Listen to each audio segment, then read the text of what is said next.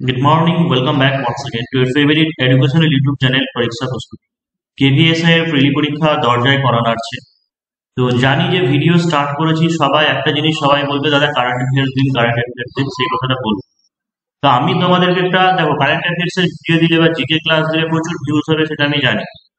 কিন্তু একটা এক্সাম যদি সত্যি করে ক্র্যাক করতে চাও বিশেষ করে কেভিএস এর প্রিলি পরীক্ষা কারণ এখানে 309 ভ্যাকান্সি আছে, 10 গুণ পাস করাবে, মাত্র 3000 থেকে সামথিং 3000 এরকম ক্যান্ডিডেট পাস করবে। কাট অফ কিন্তু চরম হাই হবে। আর তুমি কাট অফকে যদি ধরতে চাও তাহলে সেই ক্ষেত্রে তোমাকে ম্যাথ রিজনিং এ জোর দিতে হবে, কারণ ম্যাথ রিজনিং এ 25 25 50 এখানে আছে। সেই ক্ষেত্রে অন্তত 40 থেকে 42টা তোমাকে এখানে অ্যাটেন্ড করতে হবে। জিকে বা কারেন্ট অ্যাফেয়ার্স মরিচিকার মতো অনেক প্রচুর পড়বে, কিন্তু হয়তো দেখা যাবে তত কাজে লাগবে না বা কমন পেলো না। তো আমি যতটুকু দরকার ততটুকু অবশ্যই প্রোভাইড করার চেষ্টা করব। এবার রিজনিং এর চ্যাপ্টার গুলো একবার ভালো করে দেখলাম যে কোন কোন চ্যাপ্টার গুলো পড়বে, কারণ প্রতিবারই এখন পুলিশের পরীক্ষায় রিজনিং একটা চমক আসছে বা হচ্ছে রিজনিং ম্যাথ অনেক লেন্দি করা হচ্ছে। দেখো যে নাম্বার সিরিজ বা লেটার সিরিজ বা অ্যালফাবেটিক্যাল সিরিজ এগুলো তো একটা কমন চ্যাপ্টার থাকে, অ্যানালজি কমন চ্যাপ্টার থাকে, ফিগার কাউন্টিং এগুলোও থাকে, ক্লক ক্যালেন্ডার থাকে।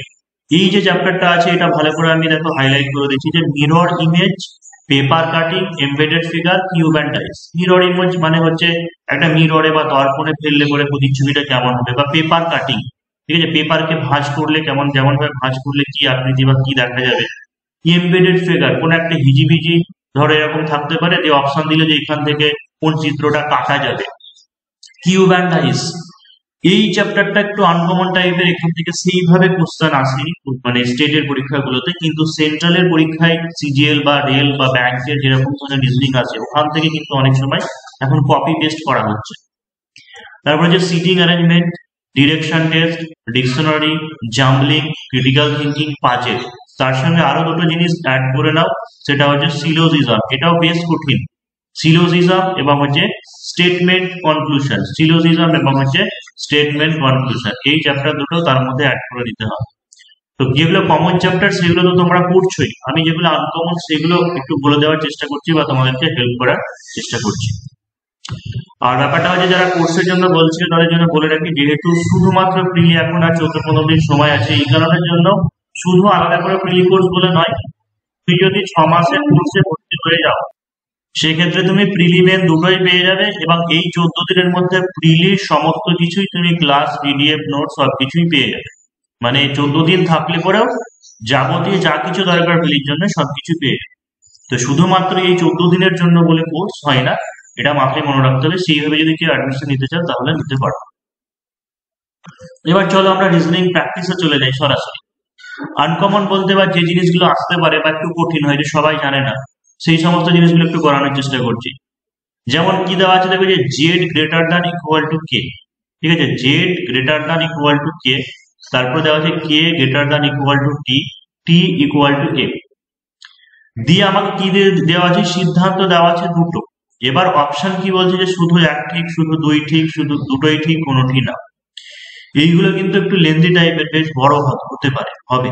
তো একটু ভালো করে বোঝার চেষ্টা করো যে প্রথমে কি দেওয়া আছে, Z Z less than sorry greater than equal to K. এই কথাটার মানে কি, greater than equal to K কথার মানে যে হয় জেড এবং কে উভয়ের সমান, অথবা জেড এর মান কে এর থেকে বড়, ঠিক আছে, মানে কে এর থেকে জেড বড়, এটা মানে। তারপরে কি দেওয়া আছে, K greater than T, K greater than T, তারপরে কি দেওয়া আছে, T equal to F, T equal to F. এবারে সিদ্ধান্ত কি দিয়েছে যে এফ লেস দ্যান জেড, মানে বলছে এফ এর মান জেড এর থেকে ছোট, এফ এর মান জেড এর থেকে ছোট। তাহলে কিভাবে আমরা নির্ণয় করব, দেখো এই যে সিরিজটা আমরা পেয়েছি এখান থেকে কি বুঝতে পারছি, আমরা এইভাবে যদি ব্যাক ক্যালকুলেশন করি তাহলে টি ইকুয়াল টু এফ দেওয়া আছে, মানে টি এবং এফ উভয়ের সমান।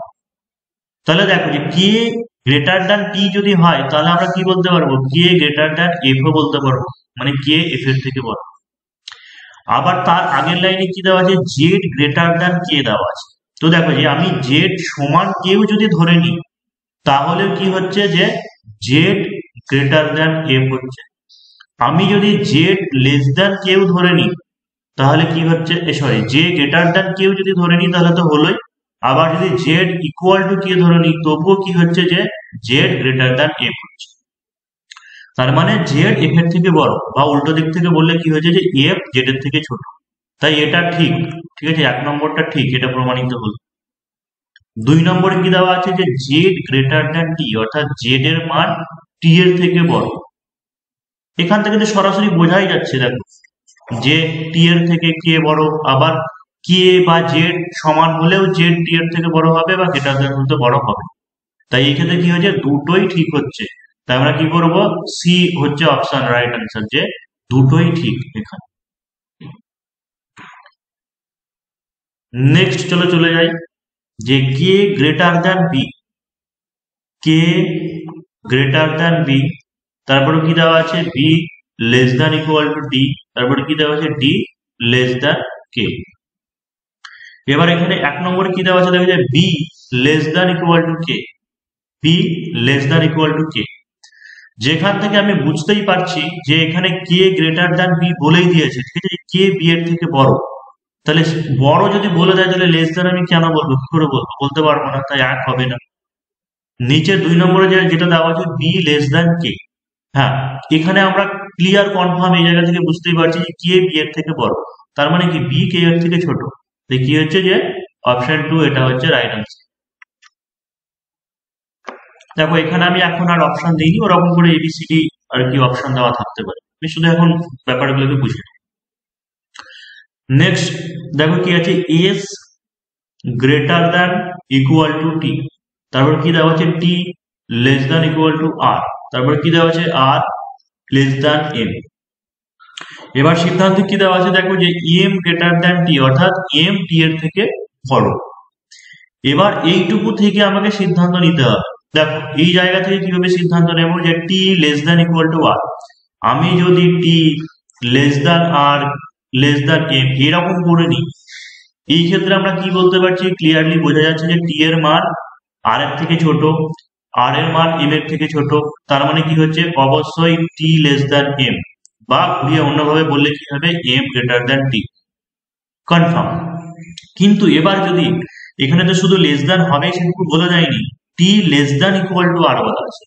তাহলে আমি যদি টি ইকুয়াল টু আর ধরে নিই, তাহলে সেই ক্ষেত্রে কি হচ্ছে, আর এর মান এম এর থেকে ছোট, মানে এম আর এর থেকে বড়। তাহলে এম আর এর থেকে যদি বড় হয়, আবার আর টি যদি উভয়ই সমান হয়, তবুও তো কি হচ্ছে যে এম টি এর থেকে বড় হচ্ছে, তবুও এম টি এর থেকে বড় হচ্ছে। অর্থাৎ দুই দিক থেকে দেখা গেলেই বোঝা যাচ্ছে কি যে এম এর মান টি এর থেকে বড়। তাই কি হবে, শুধু এক ঠিক হবে, দুই কিন্তু ঠিক হবে না। নেক্সট দেখে নাও যে H less than equal to V equal to M greater than R, দিয়ে আমাদের সিদ্ধান্ত কি দেওয়া আছে, R greater than H, R greater than H, আর একটা দেওয়া আছে এইচ গ্রেটার দ্যান আর। এইটা দেখো একটু ক্রিটিক্যাল আছে, ভালো করে ব্যাপারটা বুঝতে হবে। আমরা সিদ্ধান্তে কি পেলাম, যে H less than equal to V equal to M greater than R. তো দেখো এইচ সমান যদি আমি ভি ধরে নিই, যে H equal to V equal to M greater than R, তাহলে দেখো যে এম এর মান আর এর থেকে বড়, আবার ভি এম যদি সমান হয় তাহলে ভি আর এর থেকে বড়, আবার ভি এইচ যদি সমান হয় তাহলে সেই ক্ষেত্রে কি বলবো, এইচ আর এর থেকে বড়, মানে এইচ গ্রেটার দ্যান আর। কিন্তু এটা তো কনফার্ম বলতে পারছি না, তার কারণটা কি, তার কারণটা হচ্ছে এখানে লেস দ্যান ইকুয়াল টু দেওয়া আছে। এবার যদি আমি এটাকে লেস দ্যান হিসেবে ধরে নিই, তাহলে কি করবো, H less than V equal to M greater than R, তার মানে ভি আর এর থেকে বড়। কিন্তু এবার এইচ যদি আমাদের ছোট হয়ে যায়, ঠিক আছে, এইচ যদি ছোট হয়ে যায়, তাহলে এইচ আর আর এর সঙ্গে যে সম্পর্ক সেটা আমরা বলতে পারছি না, যে কি হবে, সমান হবে নাকি কি হবে, সেটা কিন্তু আমরা বলতে পারছি না। তাহলে উত্তরটা অপশনটা এইভাবে দেওয়া থাকতে পারে, এই জায়গাটা আমরা একটা মানে কনফার্ম বলতে পারছি না যে এইচ গ্রেটার দ্যান আর, ঠিক আছে, মানে এইচ এর মান আর এর থেকে বড়, এটা কিন্তু ভুলেও হতে পারে, কিন্তু কনফার্ম নয়। এটা হচ্ছে কি, হতে পারে, এটা হতে পারে, যদি কোনো জায়গায় কোনো অপশন এরকম থাকে তাহলে সেই ক্ষেত্রে বলতে পারি যে এটা হতে পারে। 15 নম্বর যেটা আছে সেটা তোমরা করতে পারো, এটা গ্রেটার দ্যান চিহ্ন দিয়ে দিলাম, যে করতে পারো যে কেমন কি হচ্ছে। তবে যেটুকু মনে হলো যে এই ক্লাসগুলো একটু বোঝা কঠিন, মানে যারা নতুন ক্যান্ডিডেট আছে, তবুও দেখো কতটুকু কি বুঝতে পারলে। তবে না, এখানে না বুঝতে পারলেও আমার মনে হয় যে বই দেখে হোক বা বিভিন্ন ভাবে হোক, মানে একটু বুঝে নেওয়া উচিত, হয়তো এরকম জিনিস নতুন জিনিস তোমরা পরীক্ষায় দেখতে পাবে মনে হচ্ছে।